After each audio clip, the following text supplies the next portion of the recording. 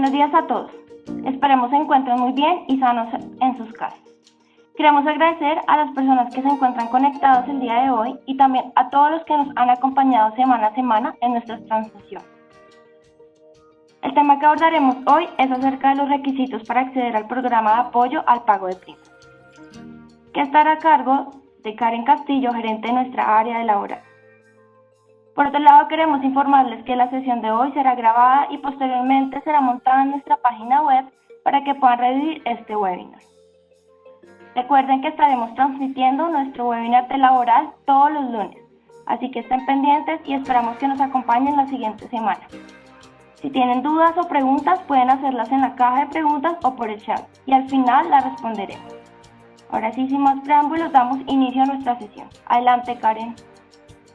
Gracias, Daniela. Buenos días a todos. Muchas gracias por acompañarnos en el webinar de hoy, donde vamos a tratar un tema que estábamos esperando hace un poco más de un mes, y es relacionado con el programa de apoyo al pago de la prima de servicios.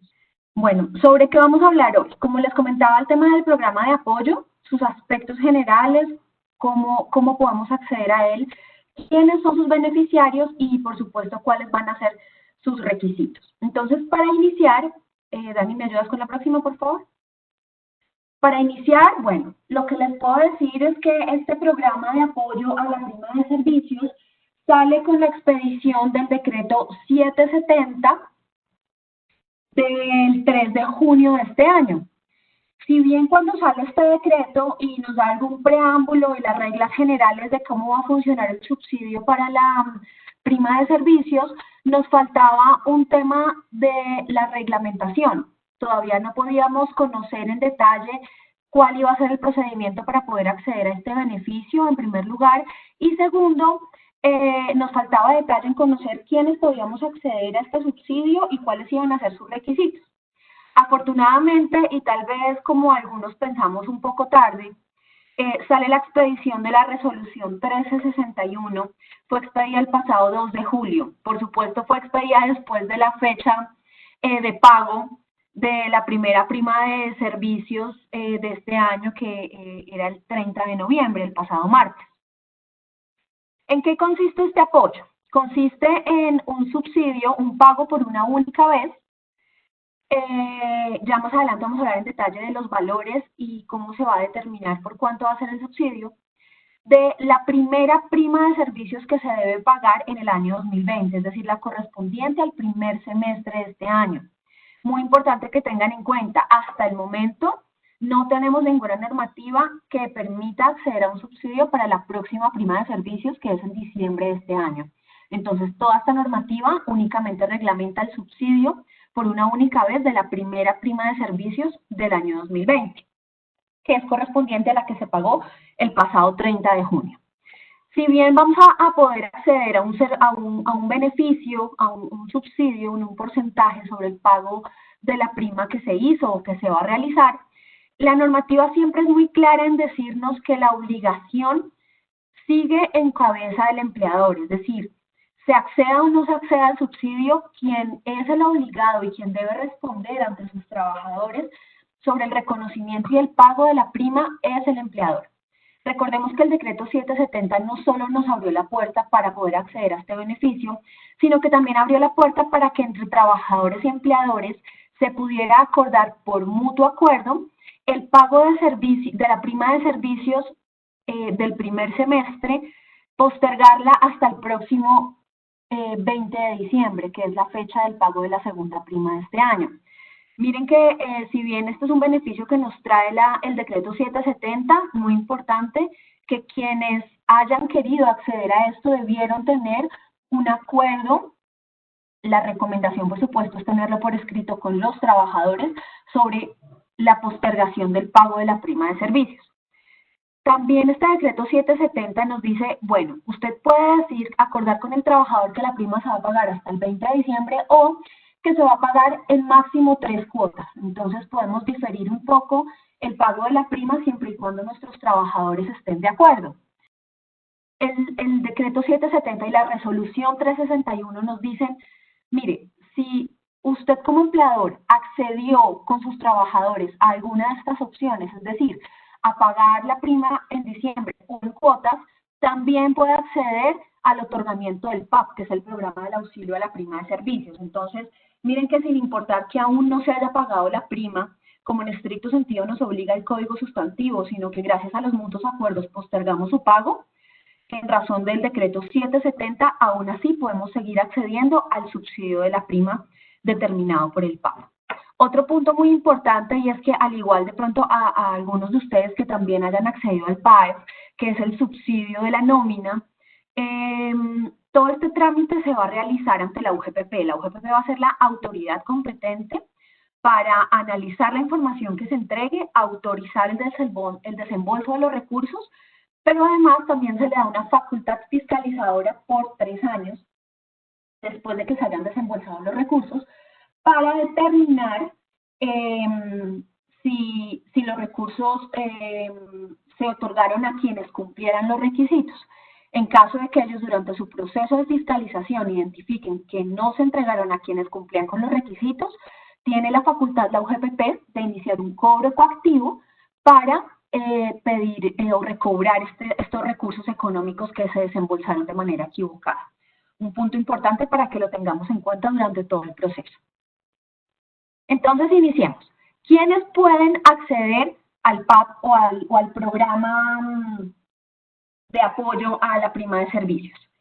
Digamos que a lo largo de lo que vamos a hablar hoy, vamos a identificar que tenemos muchos denominadores en común con el PAE, es decir, que los beneficiarios son prácticamente los mismos y vamos a tener mucha similitud en los requisitos. Entonces, ¿quiénes pueden acceder? Los empleadores, que sean personas naturales, personas jurídicas, consorcios o uniones temporales. Sobre cómo vamos a determinar sobre quiénes, entonces. Personas jurídicas que se hayan constituido antes del 1 de enero del 2020. Si hablamos de personas naturales, estas personas deben estar inscritas en el registro mercantil. Acá me están preguntando, si cancelé la prima, ¿puedo acceder al auxilio? Sí, sí se puede acceder. Y como lo mencionaba también, si decidieron por mutuo acuerdo postergar su pago durante el próximo semestre, también pueden acceder. Como les comentaba, entonces, personas naturales empleadoras deben tener por lo menos registrados en su planilla de aportes, en su pila, de febrero de este año, al menos 3 trabajadores. Entonces, personas naturales con menos de 3, es decir, 1 o 2 trabajadores, no podrán acceder a este beneficio. De igual forma, quedan excluidas las personas naturales que sean expuestas políticamente. Miren que acá, hasta este momento, vamos exactamente con los mismos requisitos que se deben cumplir para el PAEF.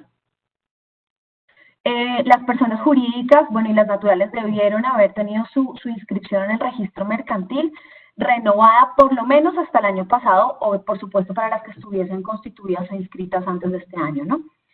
Los consorcios y las uniones temporales, por su parte, también pueden acceder, pero dentro de los requisitos, adicionalmente, ellos deben entregar una copia de su RUT, de su registro único tributario. Uno de los puntos muy importantes acá y que teníamos pendientes por reglamentación luego de la expedición del decreto 770 era la comprobación de verdad de la necesidad del subsidio. ¿Cómo se comprueba esto? A través de demostrarle al gobierno que se tuvo una pérdida de ingresos en por lo menos el 20%. Si bien teníamos ya una idea de cómo se pudiese haber calculado esta pérdida de ingresos, porque ya teníamos las fórmulas y los métodos que nos habían dado para el PAES, para el subsidio de la nómina, el decreto 770 no fue claro en decirnos si podíamos utilizar esos métodos o no. Por eso tuvimos que esperar hasta la expedición de la resolución 361, y como lo vamos a ver más adelante, lo que debe certificar nuestro contador o nuestro revisor fiscal es una pérdida de ingresos del 20% bajo los mismos métodos que se exigían para acceder al PAES, que fue a través de la resolución 1129. Entonces, ¿por cuánto va a ser el valor del aporte? Lo primero que debemos tener en cuenta es que por cada trabajador nos van a dar 220.000 pesos un único pago. Digamos, esta ya es una cifra determinada por la resolución y por el decreto. Entonces, en estricto sentido, lo que se debe hacer es multiplicar el número de trabajadores por este valor para saber cuánto va a ser el subsidio. Ahora, la siguiente pregunta es, bueno, ¿y cuál va a ser el número de trabajadores? Entonces, lo primero que nos dice la resolución y el decreto es, mire, yo le voy a dar a usted el subsidio por los trabajadores que estén reportados en su planilla de pagos de junio, de pagos a seguridad social de junio de 2020. Pero además me dice, esos trabajadores para los que usted va a acceder, que estén reportados en junio, también debieron estar reportados en los meses de abril y mayo de este año. Entonces, el primer requisito es que estamos hablando de trabajadores que hayan tenido una cotización durante los 3 meses continuos.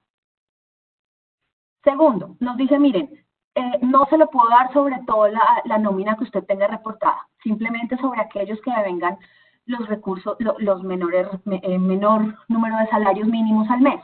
¿Eso qué quiere decir? Que únicamente vamos a tener el subsidio sobre aquellos trabajadores que tengan una cotización de por lo menos un salario mínimo legal mensual vigente, que es el mínimo de cotización obligatoria a quienes trabajan todo el mes, hasta 1 millón de pesos. ¿Eso qué quiere decir? Que si yo tengo un trabajador con un IBC de 1.100.000 pesos, de 1.200.000 pesos al mes, ya no podemos acceder al subsidio de prima de servicios sobre esos trabajadores, porque únicamente se trata de trabajadores que devenguen hasta 1 millón de pesos y que así sea reportado en su ingreso base de cotización.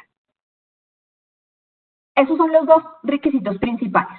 Adicionalmente, en el artículo 4, la resolución 1361 nos dice, la UGPP va a contabilizar aquellos trabajadores sobre los que va a pagar el subsidio, sobre los que se haya aprobado en el marco del programa PAEF. ¿Eso cómo lo estamos entendiendo? Si bien no está tan clara en la redacción de la resolución, sí nos dice que, recordemos que el PAEF no nos lo pagan sobre trabajadores que no hayan cotizado o los 30 días completos o que habiendo cotizado reporten una novedad de SLN, es decir, licencia no remunerada.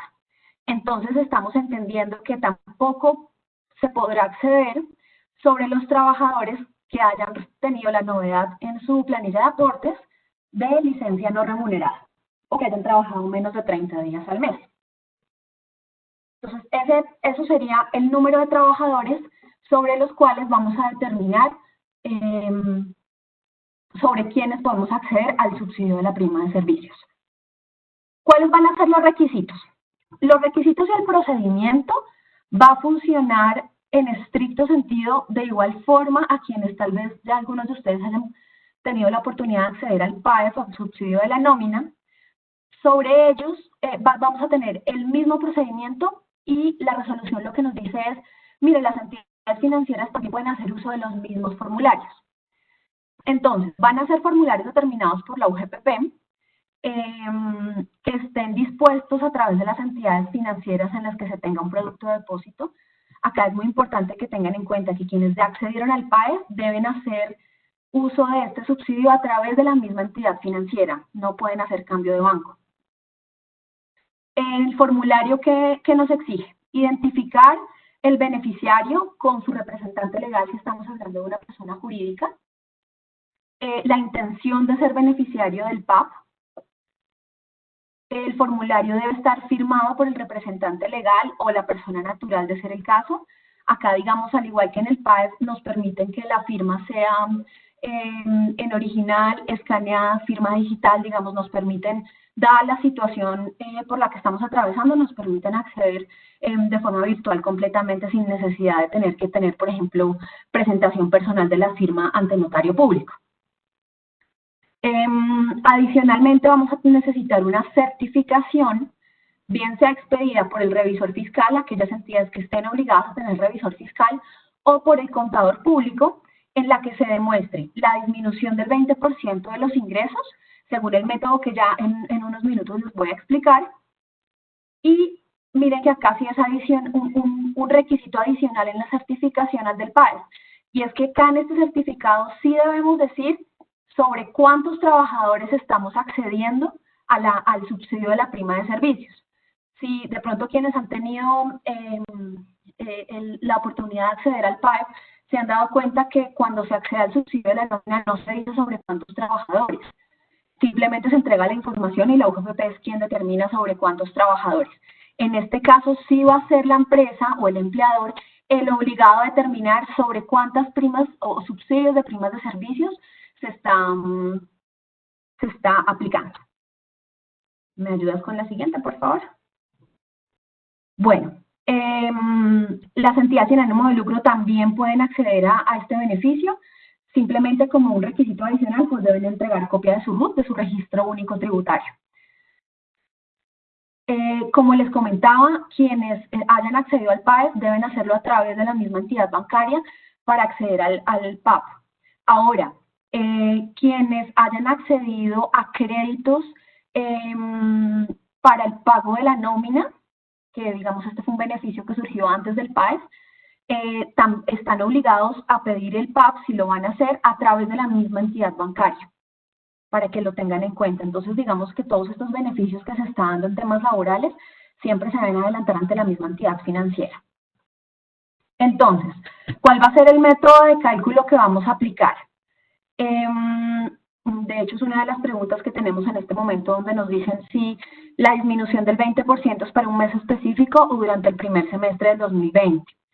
Digamos que acá la resolución 1361, que es la que nos reglamenta el tema del PAP, nos dice que se van a utilizar los mismos métodos que se determinaron para el PAEF, es decir, estamos partiendo que van a ser los mismos meses de análisis que se determinaron para acceder al PAEF, que es el servicio, el subsidio de la nómina. Entonces, el primer método, hay dos alternativas de método. Importante que en el certificado que se entregue, el certificado nos diga cuál fue el método utilizado por la compañía o por el empleador para determinar su disminución de ingresos. Entonces, el primero es comparando los ingresos del mes inmediatamente al de la anterior al de la solicitud, es decir, partiríamos de junio, porque ahora más adelante cuando les describa un poco el calendario, nos vamos a dar cuenta que la solicitud se debe presentar este mes de julio. Entonces, dice que comparando los ingresos del mes inmediatamente anterior al de la solicitud, es decir, junio de 2020, con los ingresos del mismo mes en el año 2019. Acá les traemos un poco el ejemplo comparando junio 2020 con el mes inmediatamente anterior, que es junio del año 2019, junio 2019, con junio de 2020. Entonces, miren que si acá estamos hablando comparando ingresos del mismo mes, debemos llegar a una disminución de los ingresos de por lo menos el 20%. Acá es muy importante, obviamente, que confirmen con sus contadores, con sus revisores fiscales, porque, pues, obviamente, los métodos con los que se realiza el cálculo para determinar la disminución de los ingresos se deben hacer de conformidad con los marcos técnicos normativos de las reglas contables. Entonces, para que este es un punto a que ustedes analicen internamente con sus contadores y revisores fiscales. Como lo podemos ver, entonces, el primer método es comparando el mes de junio 2019 con junio 2020. ¿Me ayudas con la página anterior, por favor? Y el siguiente es comparando el mes con el promedio de enero y febrero 2020. Miren que estamos utilizando los mismos meses, el mismo promedio que es enero y febrero, que se utilizaron para determinar si se podía acceder o no al subsidio de la nómina, que es el PAEF. Bueno, entonces acá tenemos el calendario. Entonces, la resolución 1361 lo que nos dice es, mire, las solicitudes se deberán hacer con la postulación al PAEF del mes de julio de 2020. Según el calendario, que de hecho ya ha actualizado un par de veces la UGPP, para aplicar al mes de julio, la fecha máxima es el 16 de este mes. Eso quiere decir que tenemos plazo hasta el jueves de la próxima semana. Al mismo tiempo, la entidad financiera para entregar los documentos al banco. A su vez, la entidad financiera o el banco va a verificar los documentos y ellos van a tener plazo para entregarle la solicitud a la UGPP hasta el próximo 21 de julio. La UGPP va a tener plazo para emitir concepto favorable o desfavorable hasta el 27 de julio. Ya luego se inicia el proceso interno que tiene la UGPP con el Ministerio de Hacienda y las entidades financieras para el desembolso del dinero, que digamos, Como lo hemos visto en algunos procesos con el PAES, cada banco ha establecido un proceso interno diferente. Algunos bancos, una vez ya tienen concepto favorable de la UGPP, informan de inmediato a los empleadores, otros simplemente pues los notifican con la buena noticia de la consignación de los recursos. Entonces, como les comentábamos, es muy importante, a diferencia del PAEF, acá poder determinar exactamente sobre cuántos trabajadores vamos a acceder a la prima. Digamos que acá ya pues se nos exige un poco más de detalle en determinar sobre quiénes. Y tenemos plazo hasta el próximo 16 de julio. Voy a revisar acá algunas preguntas. Si me ayudas con la siguiente presentación, esos en términos, con la siguiente página, esos en términos generales, lo que tenemos para contarles sobre el subsidio de la prima. Acá nos preguntan, si cancelé la prima, ¿puedo acceder al auxilio? Sí, sí se puede acceder. Pueden acceder quienes ya la pagaron, por supuesto es que la reglamentación sale después de la fecha límite de pago, que fue el 30 de junio. La resolución no pone ninguna limitante sobre eso, se puede acceder, así como también pueden acceder quienes decidieron por mutuo acuerdo postergar su pago o pagarla en cuotas. ¿Cuánto fue el valor del subsidio de la nómina por empleado? El valor del subsidio aprobado es de 220.000 pesos por trabajador. Acordémonos que los trabajadores son quienes devengan entre un salario mínimo hasta 1 millón de pesos. Entendiendo para efectos de la aplicación de esta norma, quienes tengan un IBC reportado así en su planilla. ¿Qué ingresos se deberían tomar, totales o solo los de las actividades ordinarias? Ese es un punto que se debe confirmar con el equipo contable asesor de la compañía, porque, digamos, el método de ingresos, según nos dice el decreto y la resolución, se determina, pues, por supuesto, por las normas contables. Entonces, ese es un tema que su asesor contable pues les debe guiar. Si el trabajador en junio figura en la planilla de aportes por los 30 días laborados, pero, por ejemplo, en mayo estuvo en incapacidad, por lo que no laboró todos los 30 días, ¿se tiene derecho? Bueno, digamos que acá hay un tema, y es que, como les decía adicionalmente, los requisitos, si bien son que las personas estén cotizando en abril, mayo y junio, además del IBC que ya les mencioné, también nos dice que sobre aquellos que hayan, digamos, aprobado el método para aplicar al PAEF. Entonces, digamos que en estricto sentido uno diría que como aquellos trabajadores que están durante incapacidad, es la EPS quien les debería pues pagar ese mes de salario, pero es un periodo donde sí tienen derecho a la prima de servicios. Digamos que pues de primera mano uno podría pensar que sí podrían acceder al beneficio de la prima, sin embargo sí sería importante revisar el caso en específico para poder determinarlo. Dice, la UGPP va a tomar como referencia para el auxilio la planilla de junio que se paga en este mes, la que se pagó en junio, que era pensiones mayo y salud junio. De hecho, en el calendario de la resolución 1361, lo que nos dice es que en la solicitud será recibida por las entidades financieras con la postulación al PAEF del mes de julio. ¿Eso qué nos quiere decir? Al 16 de julio, ya quienes, por ejemplo, vayan a acceder al PAEF o a este beneficio, debieron haber pagado la planilla de aportes del mes de junio, correspondiente a pensiones junio. Entonces, uno llegaría a pensar, y que como pensiones a paga mes vencido, que entonces trabajadores que estuvieron vinculados para la compañía o para la empleadora hasta el 30 de junio, que sería más la planilla de junio pensiones, no junio salud, si estoy siendo clara. Hay que tener renovada la Cámara de Comercio en el año 2020 para acceder al subsidio. No, miren que lo que nos exige es que el registro mercantil esté renovado a por lo menos el año 2019, no 2020. Buenos días, dicen, si nosotros no nos postulamos al PAEF y ahora nos queremos postular al PAP, para los números de empleados que aplican están suspendidos, ¿qué aplicaríamos? Bueno, yo pensaría que no porque, digamos, si una de las condiciones para poder acceder al PAEF es excluir a los trabajadores que se encontraban suspendidos, entonces en ese sentido, sí pueden acceder al subsidio de la prima, así no hayan accedido al subsidio de la nómina, pero de la fórmula yo excluiría a los trabajadores suspendidos bajo el criterio que tampoco hubiesen sido beneficiarios de los subsidios de la nómina. Bueno, luego hay varias preguntas sobre el tema de los contratos que han sido suspendidos. Como les comentaba al inicio, digamos, el entendimiento que nosotros le estamos dando es que sobre los trabajadores que están suspendidos no se puede acceder al subsidio de la prima de servicios. Eso en razón de lo que dice el artículo 4 de la resolución 1361, donde dice que la UGPP contabilizará a aquellos trabajadores aprobados en el marco del programa PAES. Y si uno se va al marco del programa PAES, pues el PAES excluye expresamente a los trabajadores que se encontraban suspendidos. Me preguntan si a los empleados que estaban en suspensión de contrato es obligación pagarle las primas de servicios. Sí, si bien, digamos, por lo que estamos entendiendo de la resolución 1361, no podrán acceder al subsidio, sí es una obligación. La suspensión de contratos no suspende el pago de la prima de servicios. Nos preguntan si para los que tienen reducción de salario al 50% aplica el auxilio, siempre y cuando se cumpla con el IBC que se está exigiendo para el subsidio de la prima, que es mínimo un salario mínimo y máximo 1 millón de pesos, como IBC.